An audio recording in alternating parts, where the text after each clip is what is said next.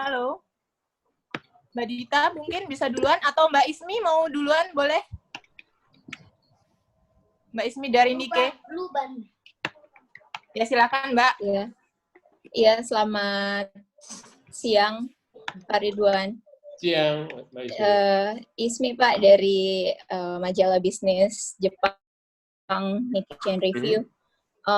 Konfirmasi Pak soal yang kemarin sempat terjadi kebingungan ya setelah dikeluarkannya surat edaran, lalu dikonfirmasi oleh Kementerian Maritim dan Investasi sendiri bahwa itu belum dilakukan. Dan dikonfirmasi lagi bahwa surat edaran itu masih sebatas rekomendasi. Jadi pilihan rekomendasi itu sifatnya tidak mandatori untuk diikuti. Lalu dari Kementerian BUMN sempat menyebut juga beberapa proyek strategis akan kemungkinan dihentikan dalam kondisi ini. Apakah dari Maritim dan Investasi ada pertimbangan proyek seperti apa atau proyek apa gitu Pak yang sudah terkena penghentian progres pembangunannya? Kalau kita lihat kan seperti high speed train Jakarta Bandung itu banyak yang disebut belum bisa kembali ke sini Pak. Apakah itu jadi faktor juga untuk lebih lama akan dihentikan dulunya? Terima kasih Pak. Yap. Terima kasih. Pertama mengenai surat edaran. Latar belakang ceritanya begini. Kemarin kan itu kita rapat siang lah ya. Mau menurunkan tindak lanjut PP 21 tentang PSBB itu. Apa nih yang mau kita lakukan dengan PP ini? Kami berusaha menerjemahkan bagaimana cara menjaga jarak itu supaya dampaknya masif. Gitu. Nah, kemudian keluarlah surat edaran oleh Kepala BPTJ. Intinya memang rekomendasi sifatnya. Tidak mandatori karena keputusan prinsip belum diputuskan oleh pemerintah nasional, sehingga kita mengambil jalan itu. Sekaligus kita ingin melihat kesiapan masyarakat, seperti apa nih. Kemarin kalau kita lihat kan sebagian besar kaget ya, panik. Ini yang sebetulnya menurut saya masyarakat harus belajar. Saat ini sudah dinyatakan kondisi gawat darurat ini menurut saya ya. Kan beberapa kali disebut darurat. Kondisinya KLB gitu. Sehingga saya menyarankan semua risiko harus siap kita tanggung bersama. Nggak ada tuh cerita bisnis saya berkurang, saya nggak bisa ini, nggak bisa itu. Itu yang menurut saya kita semua harus sama-sama menyikapinya secara bijak. Bagi saya, yang penting mungkin acuan dari beberapa pakar hukum yang mengatakan hukum tertinggi adalah keselamatan masyarakat. Itu aja dulu gitu ya. Jadi soal surat edaran, selain sudah dikonfirmasi bahwa ini sifatnya rekomendasi bukan mandatori, juga sekaligus untuk memulai menyadarkan masyarakat jika misalnya suatu saat surat edaran ini diterapkan secara mandatori, kita semua harus siap-siap gitu. Yang kedua, proyek infrastruktur. Saya mendengar juga ada wacana itu, tapi belum secara spesifik dievaluasi yang mana mau diteruskan, yang mana mau diprioritaskan, yang mana mau ditunda. Tapi yang pasti prinsipnya seperti tadi, kita sekarang first thing first, mau diupayakan dulu soal keselamatan. Yang kedua memang realitanya banyak proyek-proyek kerjasama yang tenaga kerja asingnya terlibat. Ini kan sesuatu yang harus kita jaga. Kereta cepat sudah satu hal. Kemudian banyak sekali masih proyek-proyek kerjasama Indonesia-Tiongkok. Tapi yang penting kita sikapi sekarang adalah contoh Tiongkok yang sudah bangkit dan hampir normal lagi. Mereka sudah naik lagi gitu. Jadi artinya jangan kita berpretensi negatif kalau tenaga kerja Tiongkok datang kemudian itu membahayakan. Saya sekali lagi ingin mengatakan semua itu dilakukan dengan proses yang cukup ketat. Malah kita harus berlapang dada mengatakan jangan-jangan orang kita lebih jadi berbahaya daripada orang lain gitu karena kita sendiri sekarang sedang outbreak. Begitu, silakan yang lain.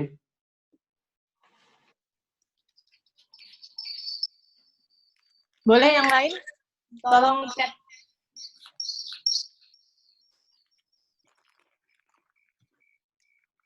Halo Pak, siang. Bisa dengar? Ya, bisa. Saya Desi Pak dari Al Jazeera English Pak. Ya, Desi. Ya, ini mau memastikan aja Pak, ini kan masih himbauan ya Pak, tapi kalaupun sampai diterapkan gitu Pak, untuk banyak pekerja informal kita itu sebenarnya yang tinggal di luar Jakarta gitu Pak. Jadi mereka untuk ke Jakartanya itu seperti apa kalau seandainya misalnya transportasi umumnya ditutup atau jalan tolnya ditutup gitu. Jadi kalau untuk mereka menuju ke Jakarta itu seperti apa gitu, dan apakah untuk transportasi di Jakarta juga dibatasi atau enggak nanti jika sampai hal ini diterapkan gitu Pak. Terima kasih. Sekali lagi saya prinsipnya kemarin ini adalah wacana-wacana yang sedang kita siapkan ya, belum sifatnya keputusan resmi. Tapi dari pertanyaan itu pertama saya ingin mengatakan konsepnya adalah kemarin Jabodetabek mau kita usulkan sebagai satu kesatuan gitu. Kalau memang mau diusulkan sebagai semacam karantina wilayah gitu. Jadi artinya kita tidak membedakan Jakarta dan Bekasi, Jakarta dan Tangerang gitu, tapi Jabodetabek sebagai satu kesatuan melihat dinamika kehidupan kita yang memang sudah hampir tak terbatas di Jabodetabek itu. Yang kedua, sekali lagi saya ingin mengatakan, pemerintah saja hampir semuanya bekerja dari rumah. Industri-industri yang akan diprioritaskan adalah industri-industri yang tersangkut bahan pokok. Memang ada pertimbangan bagaimana mempertahankan sekali lagi kehidupan industri. Saya sekali lagi mengatakan, slow down sedikit nggak apa-apa, tapi kita menyelamatkan orangnya dulu. Gitu. Nah, untuk itu tadi misalnya soal transportasi, kita tahu transportasi sekarang dikurangi dengan upaya supaya orang-orang lebih banyak yang bekerja dari jauh saja jika memang tidak harus datang ke tempat. Kami juga menyarankan kepada beberapa pihak untuk disediakan angkutan-angkutan yang khusus sifatnya, jangan sampai pekerja-pekerja itu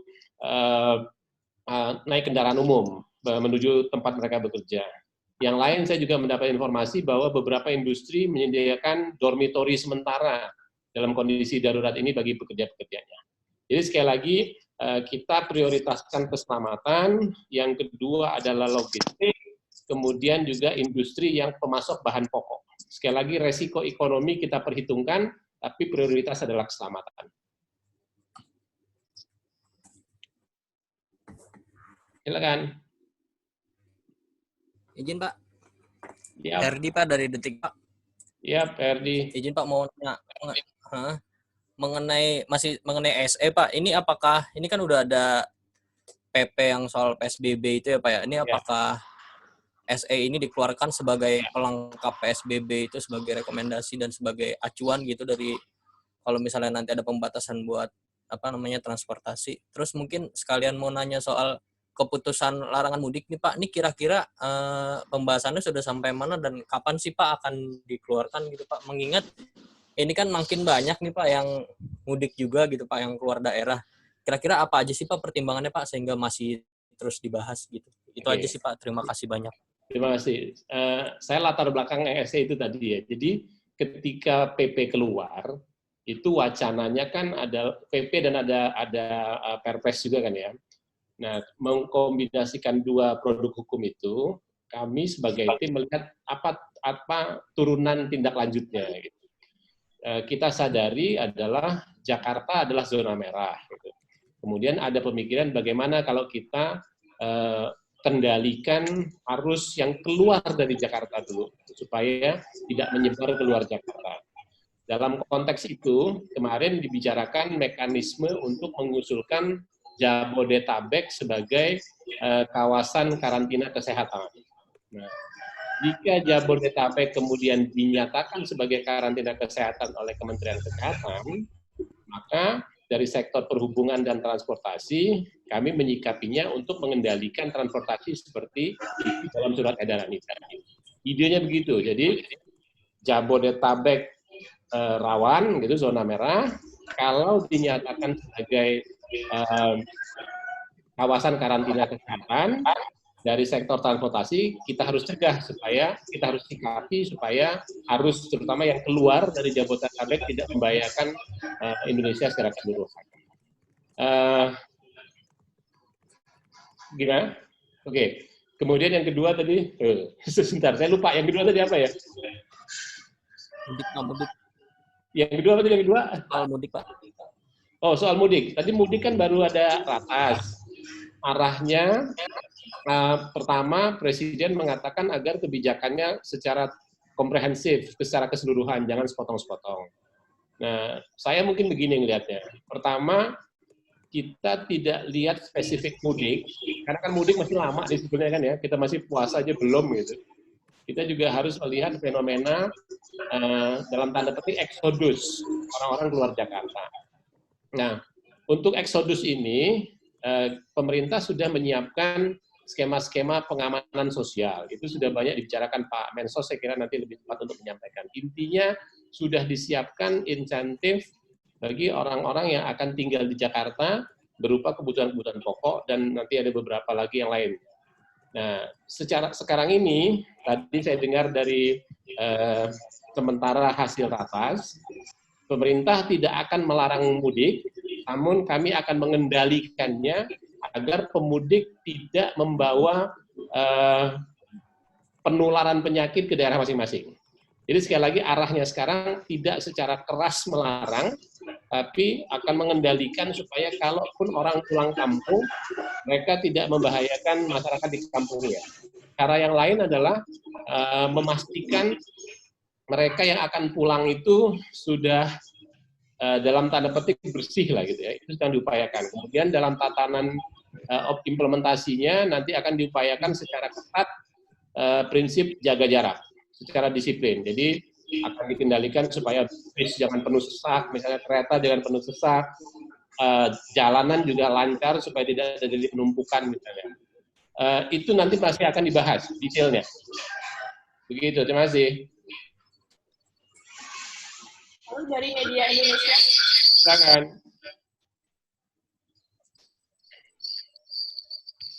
Dari media Indonesia bisa silakan. Silakan media Indonesia.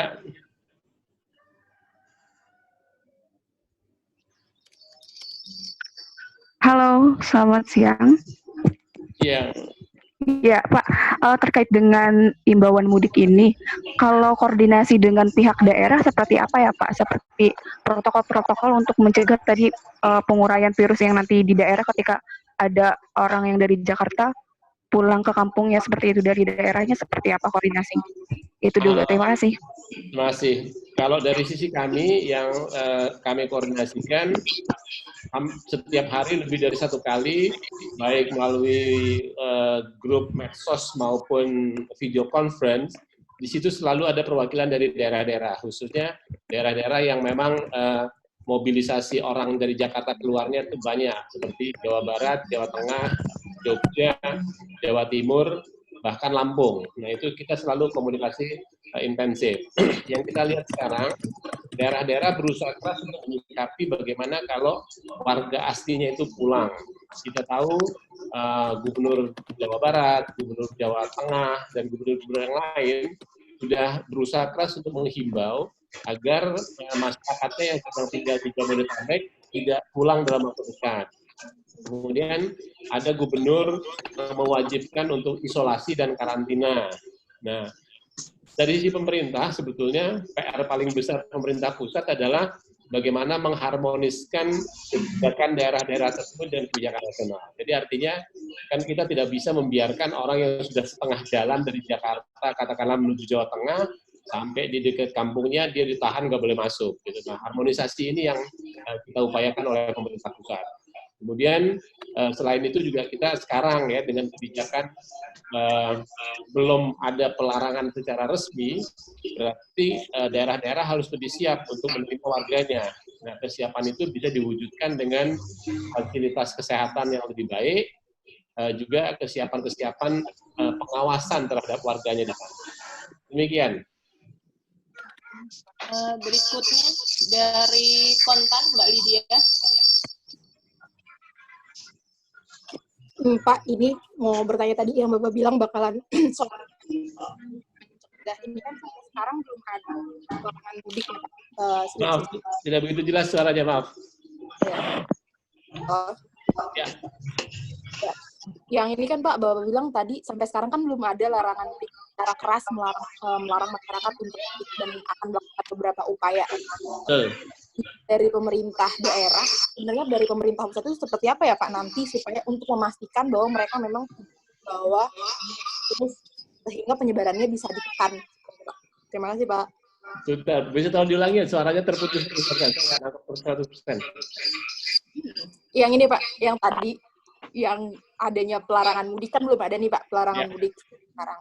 Nah, itu bagaimana upaya dari pemerintah pusat supaya masyarakat yang memang akan keluar dari sebuah daerah itu tuh dipastikan dia tidak akan membawa virus corona misalnya dari tempatnya dia, selain mengandalkan dari pemerintah daerah. Kan tadi pemerintah daerah ada yang memang sendiri sudah melakukan social distancing segala macam itu sih, Pak. Terima kasih. Keputusan resmi memang belum ada mengenai mekanismenya, tapi salah satu perintah yang kami terima atau yang diterima oleh Kemenko Maritim itu adalah kita harus menyiapkan panduan secara jelas. Memang betul pertanyaan itu agar semua orang tahu apa yang harus dia lakukan. Salah satu yang sempat didiskusikan adalah memastikan misalnya sebelum dia pulang dia sudah tes, apakah rapid test atau tes yang lain. Nah, cara-cara seperti ini yang kita upayakan supaya betul-betul semangat untuk dia tidak membawa penyakit ke kampungnya itu dilakukan. Yang lain kan sekarang banyak aplikasi digital itu untuk mereka kemudian bisa ikut berpartisipasi, bagaimana mengetahui kondisinya, mengetahui kondisi di sekitarnya untuk juga mereka bersiap-siap. Namun ini semua masih dalam tahap persiapan, belum kita putuskan. Kita merencanakan siang ini akan melakukan rapat koordinasi sebagai tindak lanjut ratas yang tadi.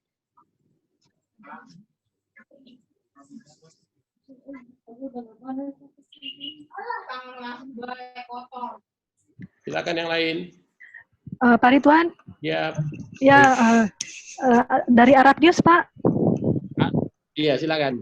Ya, Pak, masih mengenai soal SE tadi, kalau membaca rilisnya dari Ibu Adita, kan ini dikatakan menjadi rekomendasi bagi pemerintah daerah kalau mau mengajukan PPSD. Berarti pemerintah daerah dari Jabodetabek ini kalau mau mengajukan pembatasan PSBB ini bisa menggunakan surat rekomendasi dari BPTJ ini ya Pak ya, dan untuk pembatasan.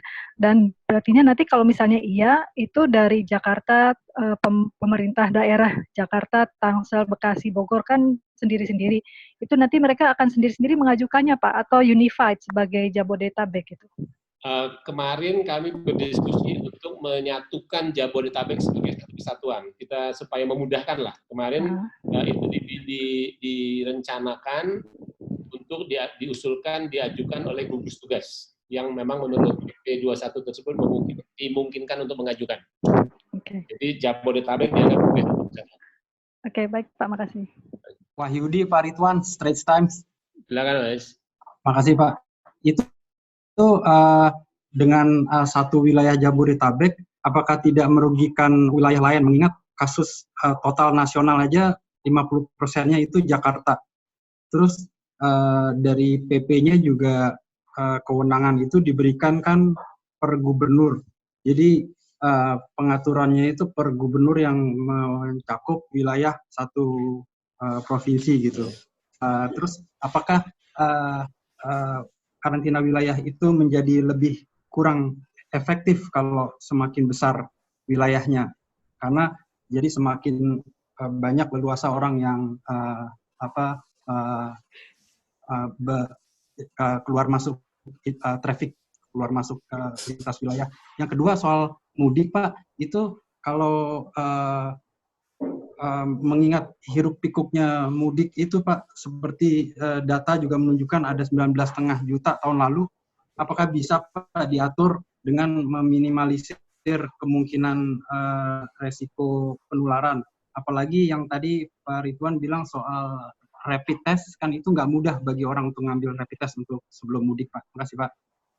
Terima kasih. Yang pertama mengenai Jabodetabek, itu secara PP 21 kemarin dimungkinkan gugus tugas untuk mengajukan selain gubernur secara satu persatu.